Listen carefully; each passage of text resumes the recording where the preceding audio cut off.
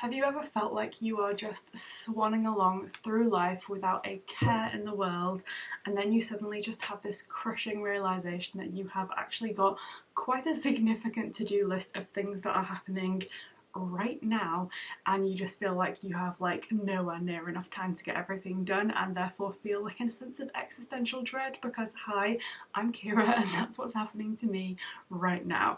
But I'm just enjoying myself a coffee and trying to calm down, get some perspective, because I guess the things on this list are going to be happening whether I'm stressed or not, so I'm just trying to find some inner calm to sort of get through everything that I need to do, which I feel like sounds very cryptic. So hi, welcome to another vlog. I feel like I have lots of things to catch you up on in this vlog, so a few life updates and also some exciting summer reading plans. So without further ado, let's kick it off with the life updates.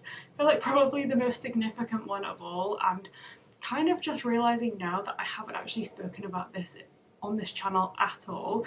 Some of you might know that me and Jay got engaged a couple of years ago around Christmas time. I never did like an announcement video because quite frankly it just didn't feel like me. I feel like I just tell people things organically, but to like sit down and be like, oh my god, we're engaged, just didn't really feel like a me thing to do. So I never did. So I feel like a few of you worked out or just saw the ring and other people maybe didn't. So yeah, we got engaged a couple of years ago, and we're now getting married literally next week on Thursday the 25th of July, so that's come around very quickly. We also like haven't been planning it the whole time. We actually only decided to book this wedding in February of this year, so it's been quite a like quick turnaround of planning. Again, just as like we're not like big announcement people, we're also not really big wedding people, and I think if it wasn't for like family and them wanting to experience the wedding, I would have been quite happy to go off and do an elopement. But we found a bit of a compromise with a small wedding, including me and Jay. I think there are going to be 23 people there, so quite small, and we're just going to have like a register office wedding and then going out for a family meal, and that felt like a nice compromise of like letting family experience the day with us but also not doing something like so extravagant and outlandish that just didn't really feel like a very us thing to do. So that's happening next week, and I feel like I'm going through the classic like last minute before the wedding like panic of like, is my dress the right dress? Will I look ugly? Is my hair gonna look nice? I haven't been able to practice any makeup because I'm doing my own hair and makeup, by the way, and I feel like that's the right thing to do because again, I don't wear a lot of makeup often, and whenever I've seen like bridal makeup, even when people ask for something quite natural, I feel like it always just looks like so much makeup, and I just feel like that wouldn't feel like something that I'd want to do. So I'm doing my own hair and makeup, but obviously naturally having a last minute panic about that. And I've had really bad hay fever this year, so my eyes have been so red. I'm feeling bald. I might include a picture of the worst of it, but brace yourself because it is a jump scare.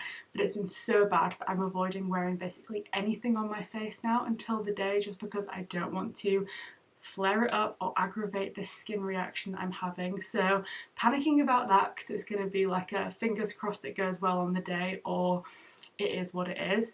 And then yeah, just like panicking about all the last minute things because it's literally next week and it's kind of too late to change anything now, but equally excited. And of course, as I've spoken about, the thing that I have told you guys, which is our honeymoon slash like the holiday that we're going on afterwards. We're literally setting off the day after the wedding to drive down to Dover to get the ferry across to France, and then the holiday starts from there. So I'm so excited about that. But then another little spanner in the works that we've got is that we ended up deciding that we were going to move house. And we have found what I can only describe as my like dream countryside cottage to move into, and I am so excited because I feel like living in a cottage is just everything that I have ever wanted and more. We're still going to be renting, but what we're doing is basically downsizing from our current house to a cottage, and I'm hoping that the savings that we'll make by downsizing will mean that the next time that we move after this, we'll fingers crossed be able to hopefully buy a house. So very excited, but it means that we get back from our holiday in the sort of like latter half of August, and and then we've basically got 2 weeks left until we move house, which I feel like means we're going to come back and it is just going to be like chaos. So I'm also trying to tackle some of the like clearing out that we need to do essentially to downsize, and one of the things that is going to be cleared out is these very bookshelves behind me. Now I'm not going to be doing a massive like over the top cull, but I do want to go through the bookshelves, and I'm basically just trying to have a quality over quantity approach to books. So basically if it is a beautiful book that I love, or a book that I plan to read still, or a book that I know I would like to reread, that can stay. If it's a book that has been on my shelves for ages and I haven't picked it up and I don't think I'm going to, that's going. And if it's a book that I've read and don't think I'm ever going to reread, then that is going too. So I'm going to try and be a little bit ruthless, but also still hold on to any books that have sentimental value. So that is on the cards for this weekend, because I feel like I'd love to get that done before we set off on our holiday next week. I've also done a bit of a wardrobe clear out, and I feel like it's just trying to get like everything in order so that when we come back we can sort of get on with the moving process, but it doesn't feel like an insurmountable task, which I fear it definitely could feel like if we don't do any prep before we go. So there we go, big life updates, getting married and also moving house. So 2 huge life changes happening all at once, but both very, very exciting. So this weekend I'm planning to do my bookshelf clear out, choose all of my holiday books, which I'm so excited to talk to you about because there are some books on that list that I'm just so excited to get to, and also try to finish the 2 books that I'm currently in the middle of reading. So let's talk about that now. I'm the sort of person who hates to bring a book on holiday that I'm part way through reading, because it feels almost like a wasted space because I've like already committed some time to it, so it doesn't mean that I've got a full book for the holiday. And I know that might seem irrational, but if I can, I'd like to finish these books before we go. So the first book is a very exciting one, and that is The Dating Equation by Emily Merrill. Em is my friend. Many of you will have known her from her channel, A Little Writer Em, as well as we had a podcast together. And this is her 3rd book, and I absolutely just love the cover of this one. I think it's so beautiful. I actually went down to London a couple of weeks ago for the launch of this book, and I got myself a beautiful signed copy, hand signed by the author right in front of me. And I also just feel like I can't talk about this book without mentioning the fact that I am in the acknowledgements, which I feel like just feels so surreal and exciting. But this is of course a rom-com. It's kind of like a friends to lovers type romance, which I feel like is quite a fun and refreshing concept, at least for me, because I feel like recently all of the romances that I've read have been enemies to lovers, and so friends to lovers, and kind of like realising that someone who's been in your life all this time that you love as a friend, but actually realising that it's something more than that, is just such a like lovely and heartwarming concept. And the protagonist of this book is called Penny, and then she is friends with a guy called Rory. They've been friends since they were at university together, and now they're business partners, and their business is a dating app that basically tries to pair you with people, and it's kind of like a Love is Blind type of thing where you don't get to see the picture of the person that you're being paired with until you've gotten like past a certain level of the like discussion with one another. So I feel like that in and of itself is a really interesting concept, but then the extra romance on top of that I love. So I'm currently on page 176, which has taken me to pretty much exactly halfway through this book, and I am loving it and can't wait to see where it goes next. So that's on the agenda. And then the other book that I'm reading is kind of like the antidote to that lovely fluffy romance, because I'm reading The Bay by Ali Reynolds, which is of course a thriller. I'm also probably just under halfway through this one actually. It's 159 pages, and it's basically about a girl who has this friend who she's been friends with since they were children, and the friend has moved to Australia and is now like in a bit of a whirlwind romance and is engaged to a guy that the protagonist doesn't really trust, and so she goes off to Australia to basically check that her friend is okay and try to persuade her to come home. But while she's there, she starts to get this like uneasy vibe between the two of them, and she gets invited along to this like secret beach that the couple and also a few of their other friends have. It's very much the beach vibes with Leonardo DiCaprio, and so at the moment we're kind of on the beach. She's been invited to stay there as like a long-term member of the group, but there is just, yeah, obviously something darker beneath the surface that she's trying to unpick, and that she's seeing these pictures of like missing people, and trying to work out like if the missing people have something to do with this beach or if it's just a coincidence. So it's quite dark, quite mysterious, it's drip feeding you all of the clues, and I'm really enjoying it. I feel like it might be ambitious to finish both of these books, so what I think I'll probably do is, rather than splitting my time between them, I'm gonna just focus on the dating equation first because I'm further through this one, and get that one ticked off. If I finish this one over the weekend, then the first half of next week before we go, I'll focus on the Bay. But if I don't manage to finish the Bay, then this will have to be breaking my streak of not bringing halfway through books on holiday, and I'll just bring this one and focus on ticking this one off on the drive down to the ferry. So there we go. I feel like I've chatted my absolute arse off just there and filled you in on all of the details. So big gulp of coffee. Already, by just chatting about it with you guys, I feel less stressed about the whole situation. So thank you very much for lending an ear. I hope you've enjoyed all of those exciting life updates, and of course this weekend I'll bring you along for all of the bookshelf reorganisation, the summer reading TBR, and any progress that I make with these two books.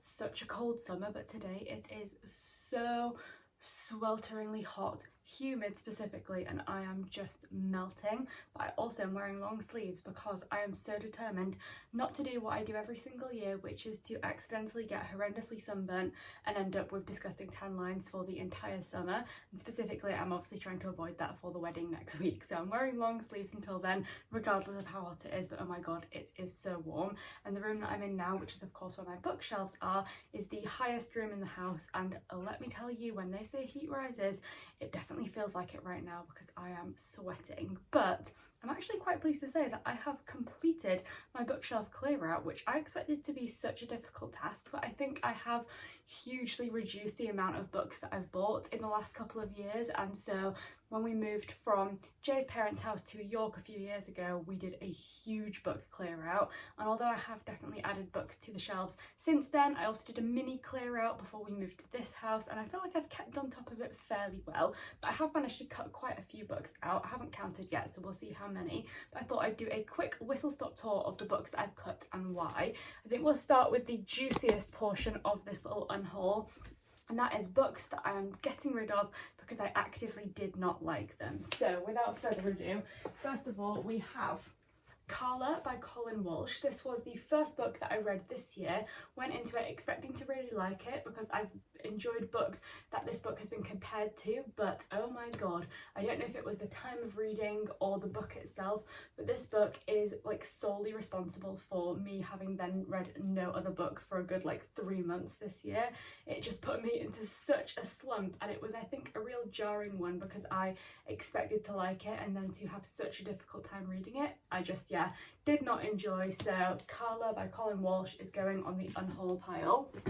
We then have A Spoonful of Poison by Agatha Raisin. I did this as part of a reading vlog last year at some point. I think it might have been like a reading for 24 hours timed instead of a 24-hour readathon, and I hated it. I felt like it was very much of its time. There was quite a bit of misogyny and just like parts of the book that really like dated it, but not in like a charming historical fiction kind of way, and I just didn't feel like it had any of the charm that I was looking for in a like murder mystery detective style novel.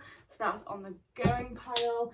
Then we have The Goldfinch by Donna Tartt. I loved The Secret History, so I again went into this book expecting to really like it. It's obviously a big book and it was a struggle for me to get through, and quite frankly, even though I did read it from start to finish, I could not tell you a single thing about this book because I think I've just blocked it out of my mind completely. And then two books that are quite similar to one another actually. We have Saving Noah by Lucinda Berry. I think I might have read this at the beginning of December time, so it might be in a vlog. I'm sure I talked about it at some point. And then The End of Alice by A.M. Holmes. Both of these books are quite shocking and have been recommended as books that will definitely like take you aback and make you think about things. They're both about basically people who are like deviants essentially. I don't really know like how much I can say without like making this video inappropriate, but essentially they are both just like quite disturbing books about people who've done things to children, and in one case have some remorse, in the other case don't, but both of them are just really uncomfortable reads. Not necessarily books that I would ever recommend, or that I'm not necessarily even glad that I read them, to be honest. This one I think was better than this one. This one was just completely disgusting because the characters just have no remorse and it is just very disturbing to read. This one is definitely a more complicated story. It's told mostly from the perspective of the mother of this person, and so we have like a lot more layers of complexity there, and there is some remorse within the story, but overall I just wouldn't recommend either of these books, and I certainly have no intentions of rereading them, so they're both on the going pile. Next up, we have a series of books that I started but never ended up finishing and just don't feel like I'm going to ever return back to them. So we have, in quick succession, The Jane Austen Society by Natalie Jenner, Edward St. Aubyn, Nevermind, which I had been really highly recommended, but I just couldn't get into it whatsoever. I guess potentially a controversial one here, The Song of Achilles by Madeline Miller, just didn't appeal to me in the same way that Circe did, and I just didn't see myself actually going back and finishing it. We then have Wild Pets by Amber Medland, one book that I absolutely despise, which was The People in the Trees by Hanya Yanagihara. I pushed my way through about half of this book. It was such a struggle, and for someone who loved A Little Life, this was just such a disappointing read. Then we have East Coast Road by Anna Chilvers, which I started. It's kind of like a ghost story of sorts where this character is at university but starts like I think seeing someone, but it's just quite a dull story, and I struggled to get into it and don't see myself reading it. So those are the halfway finished but not going to return to books. Next up, we have books that I liked, or certainly didn't dislike, but also just don't see myself rereading, so they are going to be going to Safe Space. We have The Guernsey Literary and Potato Peel Pie Society by Mary Ann Schiffer and Annie Barrows, Come Again by Robert Webb, Just Like You by Nick Hornby, Writers and Lovers by Lily King, Black Cake by Charmaine Wilkerson, which I would so highly recommend. This was a really good book. It's just not one that I imagine myself rereading, but it was a really interesting and surprising read for me. I didn't really know what to get. There are a lot of twists and turns, and it is definitely one that I'd recommend. The School for Good Mothers by Jessamine Chan, and we also have Reckless Girls by Rachel Hawkins. Continuing on with that theme of read but just not planning to reread, we have two books by Margaret Atwood, Oryx and Crake and Alias Grace. These are just, I don't think I love Margaret Atwood as an author. I think The Handmaid's Tale is an exceptional piece of literature, and I have reread that so many times and will definitely do so again in the future. But outside of that story, even The Testaments, which was the sequel to The Handmaid's Tale, I just didn't really connect with. So I just think I like that particular story, but not necessarily her works in general. We then have I'm Thinking of Ending Things by Ian Reid. The book was okay, the film was terrible, but either way I'm not going to return to it. Those Who Lie by Diane Jeffrey, The Christmas at Rosie Hopkins' Sweet Shop by Jenny Colgan, a lovely book, but I think a one and done kind of story. Dying for Christmas by Tammy Cohen, The Memory Police by Yoko Agawa, and Someday Maybe by the lovely Lauren Graham. Gosh, I feel like I've cut more than I realised now that I'm saying them all out loud. I think, okay, we've got a few more that I've read and won't reread. Okay. My Policeman by Bethan Roberts, Expectation by Anna Hope, Me Before You by Jojo Moyes, Clap When You Land by Elizabeth Acevedo, The Storied Life of AJ Fikri by Gabrielle Zevin, and two more, Bear Town by Friedrich Backman, finally The Maurice by E.M. Forster.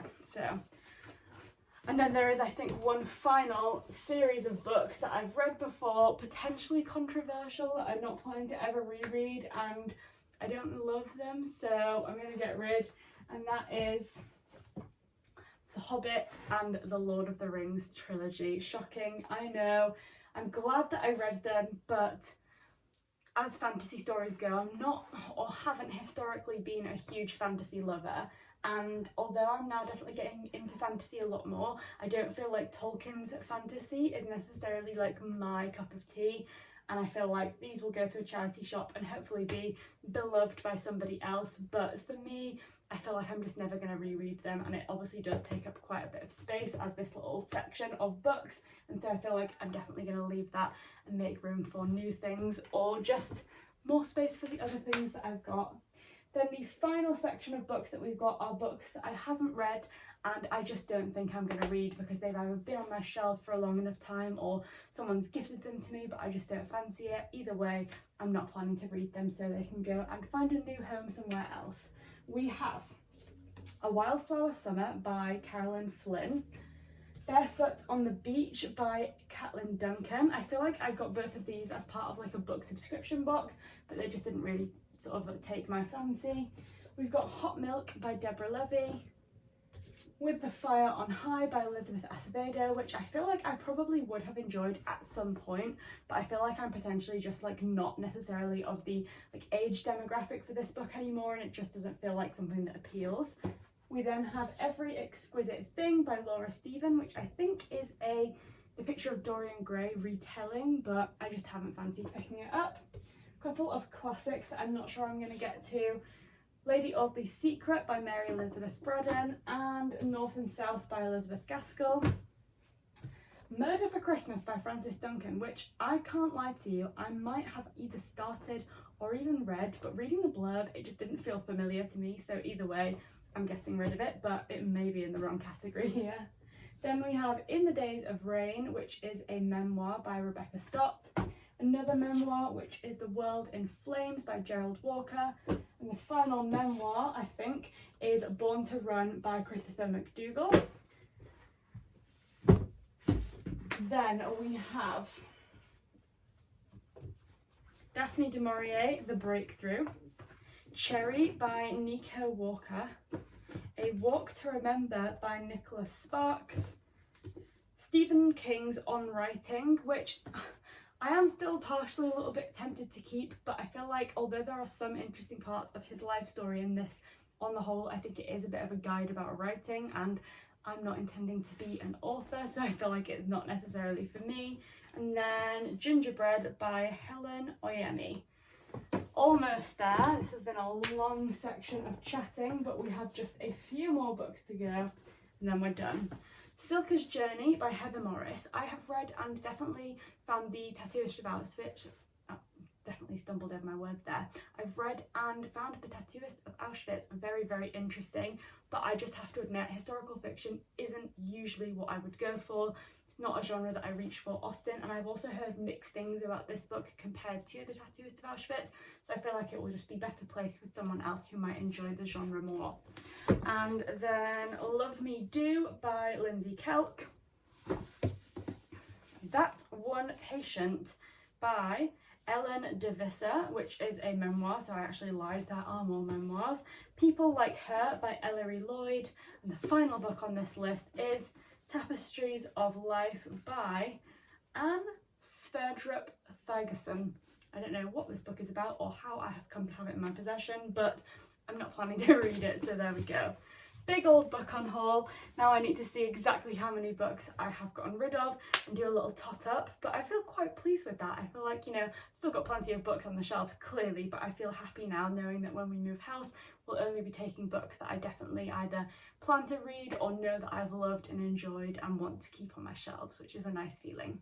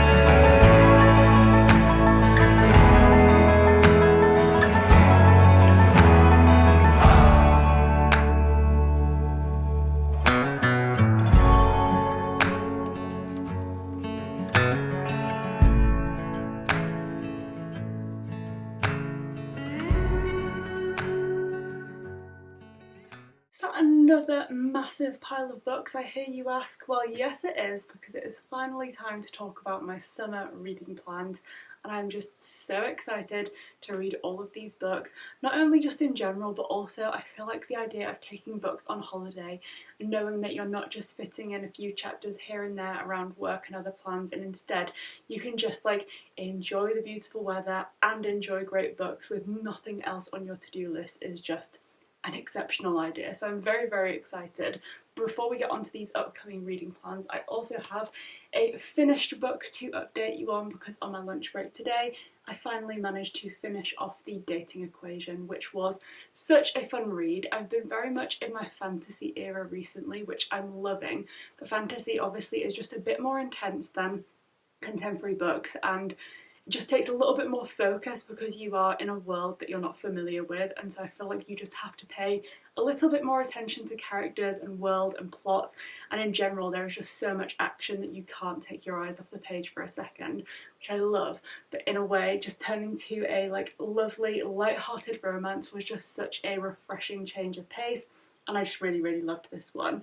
I feel like one of my favourite things about romances, and I'm getting a dead arm from holding this pile of books, so we'll pop them down for a second, but one of my favourite things about romances in general is just that I think you kind of know what you're getting before you even go in the sense that you can pretty much figure out where characters are going to end up, and the whole point of the book is that these two characters are meant to end up together, and there will of course be bumps along the way, but you kind of know you're going into a romance and you're going to get a happy ending, which I feel like is a really nice thing, because instead of like in fantasies and in like thrillers where people are probably going to die and there's a lot more intensity there, you can just enjoy getting to know the characters and seeing where their antics take them, but you can kind of rest easy knowing that at the end of the day you are going to get a happy ending, and that is exactly what I got from this book. It was a really fun read, not without its twists and turns. Absolutely, there were definitely some surprises in there, but I just think it's always nice to read a book that you know is ultimately about joy,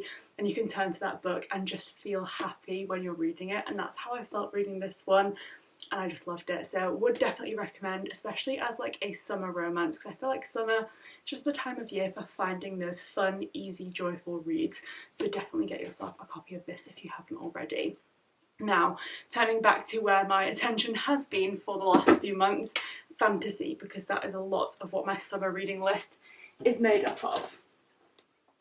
Here we go. Without further ado, starting from the top, and the book that is I think has been on this TBR for the longest, and that is A Court of Frost and Starlight by Sarah J Maas, closely followed of course by A Court of Silver Flames. These are the final two books so far published in the A Court of Thorns and Roses series that I still need to read. I started ACOTAR back in, I want to say maybe like March time, loved it, and then have really forced myself to slow down with the series because I knew that I had this holiday coming up and I just felt like it would be the perfect series to be reading on holiday. So I've saved myself the final two books and I'm very excited. I think A Court of Frost and Starlight is a light-hearted, festive novella, whereas A Court of Silver Flames is back to the main story, but this time following Nesta instead of Feyre, so a bit of a change of pace, and I'm very excited to see where that story ends up going.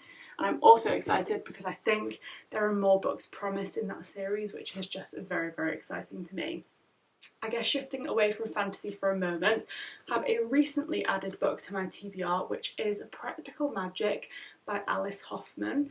I don't know if it's just me or if other people have been getting this as well, but my TikTok feed has been overrun with practical magic. Perhaps it's because I've been watching a lot more like cozy cottagecore content there that this has been getting pushed towards me, but I just feel like it sounds so magical, and every time I hear the sounds from Practical Magic on TikTok it just makes me want to watch the film, but I wanted to read the book first, and since I'm going to be going on holiday I figured why not get a copy and give this book a try.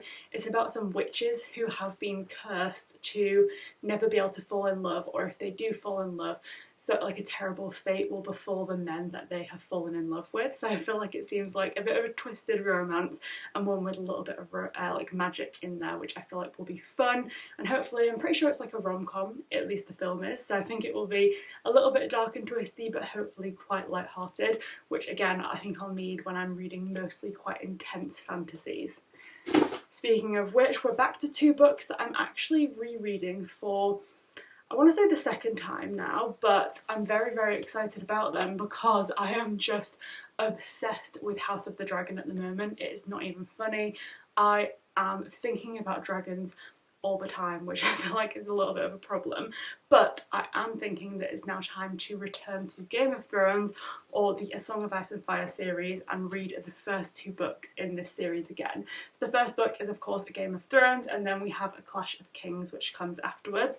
I've read both of these before and there are lots of folded over pages from where I've like marked particular passages. I seem to recall that I enjoyed these books. I was reading them right around the time that the final series of Game of Thrones came out on TV, and of course we all know how that went, and I think I just kind of lost steam based on how the series ended, but House of the Dragon has come out and I think it's just reinvigorated both myself and a lot of other fans of the series that there is still a lot of good to be found in them. And of course the books were never the problem, it was the way that the show writers kind of took the plot and the direction that they went in, and you know, however unrealistic it may be, there's still a little bit of hope that Winds of Winter might come out at some point and followed by A Dream of Spring, and in the meantime I see no reason why I can't just return back to the series and enjoy them again, because quite frankly it's been so long that I can't really remember a lot of the intricate detail from the books, so I'm very excited to return to them and just enjoy reading that series again. Potentially at some point I may read Fire and Blood or parts of it, because obviously that is what House of the Dragon is based on, but that book is huge and I didn't fancy bringing it on holiday, so the Game of Thrones books will have to do, and I feel like the first two should probably see me through on account of just how gigantic they are. And then on the subject of gigantic books, the final book that I have on my TBR for holiday is Iron Flame by Rebecca Yarros, which is the second book following on from Fourth Wing. So loved Fourth Wing, also a book very much about dragons, which I am loving, and I just can't wait to see where this book series goes. This one is huge by comparison to Fourth Wing, so I'm hoping that means there is even more dragony action to enjoy. Either way, I'm excited to see what happens in this book because it was quite a plot twist at the end of the first one and it's left me very excited to see where it goes. So those are all of the books that I've planned to bring so far. You may be thinking that is an insane amount of books to take on holiday, or specifically, not necessarily an insane amount, but the length of each of those books is an insane number of pages accumulatively to try and read on holiday. And you might be right, but since we're taking the car and we're not limited by baggage allowances, I just figure I'd rather take more than I need than to finish them all too early and not have enough. There's also a part of me that thinks, should I pack something else that's not fantasy, just in case I fancy a change of pace, but I think Jay may literally just laugh me out the door if I try to add any more books onto this pile. So we'll see if I can sneak anything else in. But that is the TBR as it currently stands, and it is full of books that I'm so excited for. With that said, thank you so much for watching. I feel like this has been a very chatty vlog, catching you up on everything, clearing out the bookshelves and talking about summer reading plans. I will of course be filming parts of our holiday as we travel around all of these wonderful destinations on our little camping road trip, but I won't have my laptop with me and I won't be able to edit anything until we're back. So this will be the last you hear of me until probably the end of August when we're back from our travels. So thank you so much for watching, and I will see you at the end of August for another one.